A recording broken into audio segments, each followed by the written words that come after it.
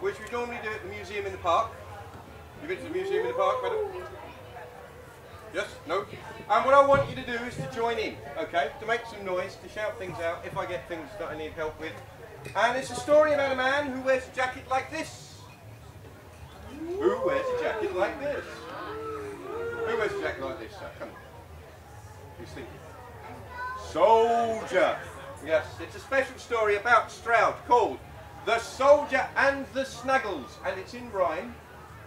So I'm going to need your help if I forget anything, because you can then help me with the rhymes, can't you? Yes, I knew you would. It's like the kind of person who would know about rhymes. Right. So, without any further ado, the story of the Soldier and the Snuggles. Thank you. Once upon a time, a long time ago, in Stroud, a town that you probably know, there lived a mayor. Hang on. Who was short and fat. And you could tell he was the mayor because he wore a big hat. Thank you. But the mayor wasn't clever. No. The mayor wasn't bright. No. But people thought that he was all right. So they made him mayor to look after the town. But he was about to let them down. Dun, dun, dun. Everyone can do that. Dun, dun, dun. One day, as he walked past the 4 clocks, he was going to the shop to buy some new socks. He saw a letter lying there on the ground and he picked it up. And a little bit of a question here. If you found a letter on the floor, sir, what would you do with it? You'd make something out of it. A very creative young man. What would you do with a letter, madam? Would you? You'd read it! Ooh, what would you do with it, sir? Okay, right, that's fair enough. You'd do that with it. Right. Yes, well, the mayor would do what you did. What do you think to do? He picked it up, and he opened it, and he read what he found. He read what he found out loud and clear. And the words that he read, they filled him with fear. You ready? Once again.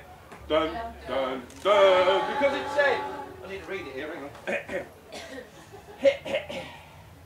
These are the words of the King of the Snuggles. For years we have lived underground in a tunnel. But all that will change if you read these words. We'll come out of our cave and we'll fly like the birds. We'll steal all your food. Ooh. You'll be filled up with hunger. You'll wish that we'd stayed underground for much longer. And all that will happen if you just say, boggledy baggledy snuggledy hey. Want to try saying that? Hang on. We'll do it. Everyone together. Right, first bit is boggledy, baggledy, snaggledy, hey. Right, so and roll it off together. Boggledy, baggledy, snaggledy, hey. 1, 2, 3. Sort of, it had a bit of an echo at the end of it there, but never mind. Boggledy, baggledy, snaggledy, hey. What do these words mean anyway? Well, the mayor found out as he fell in a tumble. As the ground beneath his feet, it started to rumble. Can you make us a rumbling noise? That's fair enough, that's a good rumbling noise. The ground shook and rumbled and made a terrible sound, and out of the clocks, the 4 clocks, a creature came and he looked around. He was green, he was slimy, he was covered in lumps. He had lumps on his bumps and bumps on his lumps. He was ugly. Is that ugly enough? Yeah, probably. He was spotty, with a terrible smell. Whoa, blimey. Like, what's the worst smell you can think of? Worst smell? Sprouts. Sprouts. Skunks. Skunks. What's your worst smell? I'm surprised no one said it yet. Yes! There we go, we've got a poo. You have to have a poo. Well, not now, obviously, because that would be embarrassing, but yes. We've gone on a funny tangent there, bring me back. Yes, so he smelt like sprouts, and the other one's dog poo and a skunk as well. And when he breathed out, oh, he had terrible breath, which frightened the mayor almost half to death, and he said, ha ha, hee hee, ho ho, hee hee hee. I am king of the Snuggles, as you can see. and you, Mr. Mayor, have opened the door for me and my family to come back once more. Now, there are certain things that we Snaggles don't like. You have 4 days to send us on our bikes, but you must know the way how to win. What will be to Snaggle, he said with a grin. Well, the Snaggle disappeared back into the clock, and the Mayor went and sat in his room feeling shocked. What could he do? How could he beat them? He needed to find a hero. Does a hero stand like that? Is that a hero? Yeah, hero, a champion. So everyone do a hero. It's even the grown-ups, yeah. Hero, champion, hero, champion, hero, champion, hero, champion. A little bit of a workout. There we go. Right. I need to find a hero, a champion, someone who could stop the Snaggles from coming out of the clock. Well, he sent out a message, and by, a soldier arrived with a glint in his eye. You have a problem. Oh, I don't put that on yet. Hang on. You have a problem, the soldier said. Yes, said the Mayor. Are you up to the task? I am brave. That's brave. Everyone do brave. I am fearless. So again, brave, fearless, brave, fearless. Mind the people sitting next to you. I am brave. I am fearless. But best of all, Mr. Mayor, I know how to send these Snaggles elsewhere. I know what to use. I know what to feature. I know how to get rid of this creature. I can get rid of the Snaggles from town. Hurrah! But it's going to cost you £1,000. Good deal, bad deal, not sure. Anyway, the deal was agreed, and the soldier prepared with a spring in his step and a jolly air. He waited for midnight, and as the clock struck, hang on, yes, the Snaggle popped out to try his luck, and he said, "Ha ha, hee hee, ho ho, hee hee hee. I am king of the Snaggles, as you can see.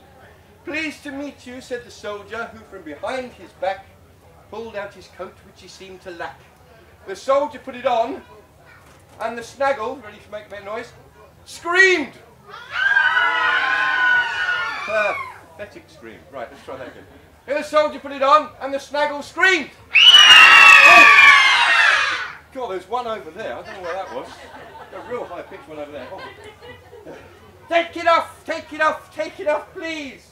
What's wrong with the soldier, said the soldier, with my uniform? It's made of the best wool, and it's lovely and warm. Is it the buttons, the soldier said. No, you ready? Screamed the Snaggle.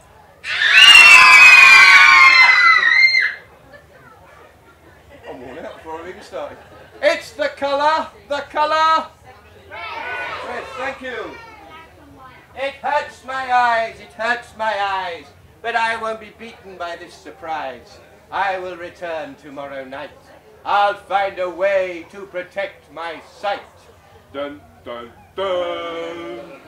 And with that, the Snaggle disappeared into the clock, still suffering a bit from the terrible shock. Well done, said the Mayor. Oh, yeah.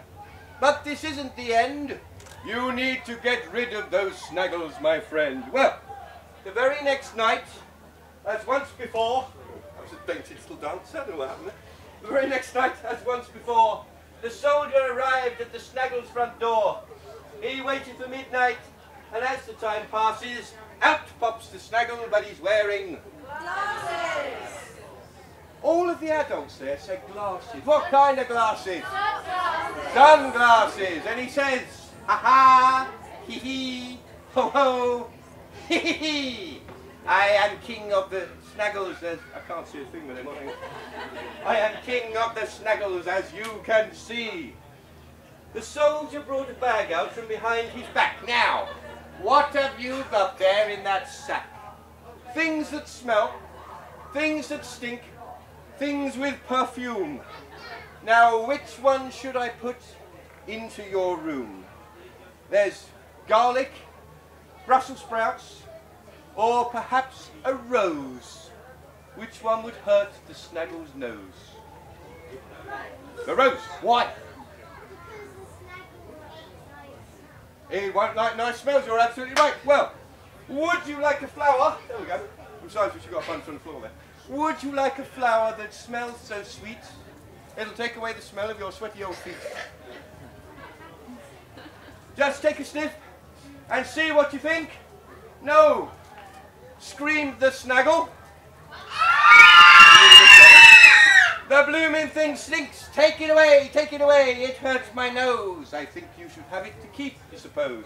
Well, the soldier threw the flower back into the clock, and the Snaggle disappeared inside with the shock. Now the soldier knew that the Snaggle's defences were all about the creature's five senses. He thought, without any time to waste, the next one he'd use is the sense of taste. So, what's the nicest possible thing you can think of to eat? Yes, madam. Cake. What's the nicest thing to eat? The nicest thing to eat, young man there with the duck on his head? Lollipops. What about you? Ice lollies. What about you back there? He was thinking very hard there about those. Chocolate. What about yourself there, sir? What? Sprouts. Sprouts. There's a boy with a good diet. Well, that night, armed with chocolate, the soldier came, waiting for midnight to chime again, and when it happened, well, what do you suppose? There was the Snaggle with a peg on his nose. And he said, ha-ha, he-he, ho-ho, he-he. I am king of the Snaggles, and you can see. You didn't beat me with your flowers that stink. You can't win, that must be what you think. Well, the soldier said nothing. He just took this chocolate, shoved it in the Snaggle's mouth, making him eat it. Now, a Snaggle's mouth is very slimy. It's not very nice because his teeth are all grimy. Ugh. Try brushing your teeth, the soldier said, and hope now that the Snaggle would be dead. But all the Snaggle did was shout, "We'll be back. Tomorrow we all come out." Dun, dun, dun. Well, with that he vanished back into the clock, and the soldier went and sat in his room feeling shocked. He thought that the chocolate would send the Snaggles away, but it didn't. So he planned what to do on the last day. He sat and he thought, sight,